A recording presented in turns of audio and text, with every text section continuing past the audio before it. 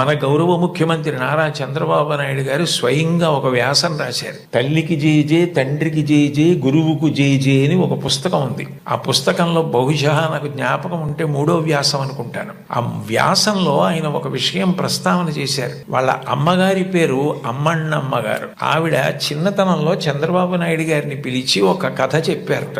ఒరేయ్ నాన్న, మనిషి కష్టపడాలి. ఎందుకు కష్టపడాలో తెలుసా?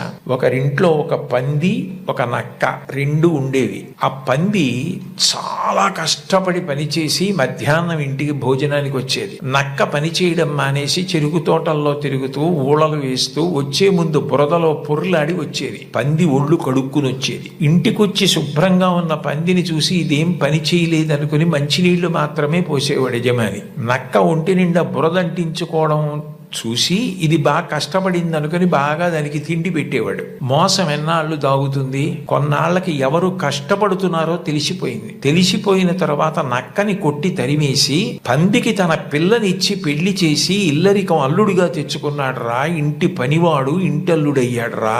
కష్టపడిన వాడు వెనక్కి తిరిగి చూడడు జీవితంలో. కష్టపడడం నేర్చుకో అని మా అమ్మ నాకు చిన్నతనంలో చెప్పింది. మా అమ్మ చెప్పిన కథ నా జీవితానికి దిశానిర్దేశం చేసింది.